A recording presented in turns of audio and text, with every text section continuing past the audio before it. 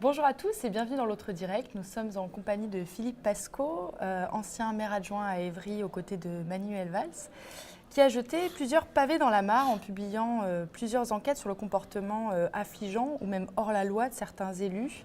Pas tous, comme vous aimez à le rappeler. Le premier, délit d'élu, le second, pilleur d'État et le dernier, du goudron et des plumes, si c'est bien dans l'ordre. C'est ça, aux éditions Max Milo. Voilà. Quand on dénonce des élus aux prises avec la justice ou qu'on dénonce du clientélisme, comme vous le faites dans vos livres, j'imagine qu'on est un peu ostracisé. Quels sont vos rapports aujourd'hui avec les politiques ? Des rapports distants, parce que quand vous mettez dans 3 livres successifs 1200 noms d'élus qui ont mis les doigts dans la confiture et qui manifestement se fichent de la population française, il est évident qu'après ils ont beaucoup de mal à vous serrer la main.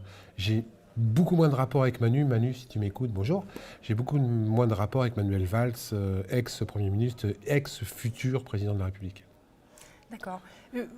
Quelles ont pu être les suites par rapport à ce que vous avez révélé dans vos livres ? On a révélé au grand public un certain nombre de privilèges et de passe-droits que s'octroyaient les élus de façon légale. C'est-à-dire comment ça se fait qu'un élu a droit à 5 retraites, comment ça se fait qu'un élu, aujourd'hui, et ça, on a presque gagné le combat, puisque le 1er février à 21h, il votait une loi qui va, j'espère, passer, qui va obliger les élus à présenter un casier judiciaire vierge pour être député, sénateur et président de la République. Aujourd'hui, il y avait 396 métiers en France. 396 métiers où il fallait présenter un casier judiciaire vierge pour travailler, y compris dans une mairie. Par contre, pour diriger la mairie, vous pouviez avoir volé, détourné du pognon sans problème. C'était complètement inadmissible. Plus plein d'avancées. Je veux dire, les retraites, maintenant on le sait, ils ont été obligés de rectifier les choses. Le fait qu'un élu ait droit à une protection fonctionnelle, c'est-à-dire qu'il ne paye pas son avocat alors que la personne en face doit le payer, ce genre de choses, plus on est transparent, plus on le sait, moins ils peuvent abuser. Et moi, tout ce que j'ai fait, j'ai écrit des choses factuelles. Je n'ai rien inventé. Donc les choses bougent finalement un petit peu. Ça bouge, mais lentement. Mais ils se débattent quand même pour que ça ne bouge pas. Je veux dire, si on ne fait pas attention, la politique aujourd'hui risque demain de devenir une politique de mafieux. Qu'est-ce que vous dites aux Français qui s'arrachent les cheveux pour voter pour le moins pire des candidats en 2017 ? Déjà, voter pour le moins pire, c'est pour moi complètement fou. Aujourd'hui, on ne vote plus par conviction, on ne vote plus pour le meilleur, on vote pour le moins pire ou on vote contre. Il faut arrêter. Je dis simplement aux Français, arrêtez de voter pour des produits périmés. Aujourd'hui, il y a des élus qui sont périmés, qui sont frelatés. Quand j'ai un produit frelaté ou périmé dans mon frigidaire, qu'est-ce que je fais ? Je le prends, je le mets à la poubelle. Aujourd'hui, il y a des élus qui se présentent, quels qu'ils soient, qui ont 40 ans de métier derrière eux. 40 ans, et je précise bien de métier. C'est des gens qui sont complètement hors sol, qui ne représentent plus la population française. Ne votez pas pour ces gens-là.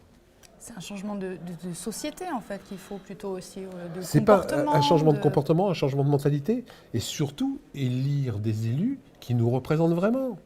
Aujourd'hui, la plupart des élus ne savent même pas ce que c'est qu'être ouvrier. La plupart des élus que je connais, la plupart des parlementaires n'ont jamais travaillé. Jamais. Comment vous voulez que ces gens-là connaissent notre vie ? Il faut arrêter de voter pour ces gens-là. On est encore en démocratie, on peut le faire.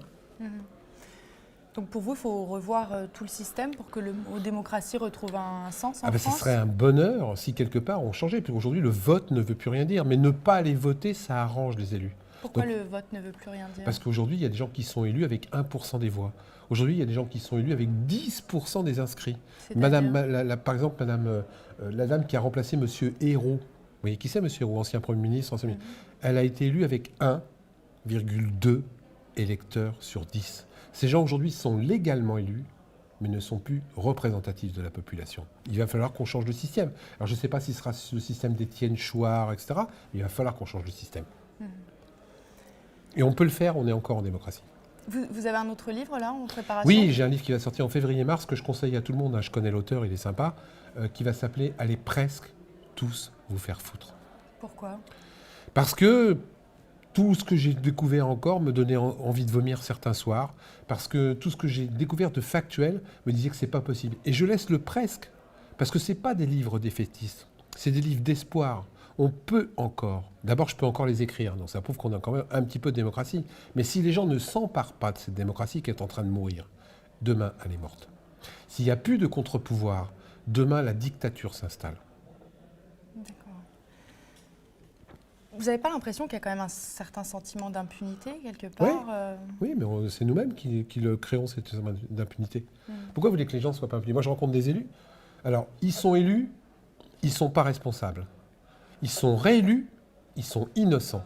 Il faut qu'on arrête de voter. Moi, je connais des gens, des élus qui ont violé des femmes, qui ont fait du harcèlement sexuel, qui ont été condamnés, cassation. Les femmes votent pour lui. Qu'est-ce que c'est que ça? Comment les femmes peuvent voter pour quelqu'un qui a violé, harcelé ses consoeurs? Eh bien, aujourd'hui, ça se fait. Il faut que les gens éveillent un peu leur conscience. Est-ce qu'il n'y a pas aussi peut-être un problème d'information sur certaines Oui, mais non, on le personnes? sait. Les gens dont je vous parle, tout le monde le sait, c'est passé en cassation, il y a eu des articles dans la presse. Les gens aujourd'hui préfèrent un élu pourri à un élu intègre. Parce qu'un élu intègre, il ne vous aura pas une place pour votre fille dans la cantine. Il ne vous embauchera pas votre frère à la mairie. Il ne vous fera pas sauter ses PV. Donc arrêtez de voter pour des élus pourris. Arrêtez parce que vous faites votre propre tort. Les gens font leur propre tort et ça se retourne contre eux. Les gens votent pour Balkany. Mais est-ce que les gens savent que la ville de Balkany, le Valois-Perret, est donc une des villes les plus endettées de France? Quand il va se barrer, ils vont payer la facture, les gens. Hein. Ils vont la payer grave. Merci beaucoup, Philippe Je vous en Pasqua. prie, c'était un plaisir. Merci à tous de nous avoir suivis. On se retrouve très bientôt pour un autre direct.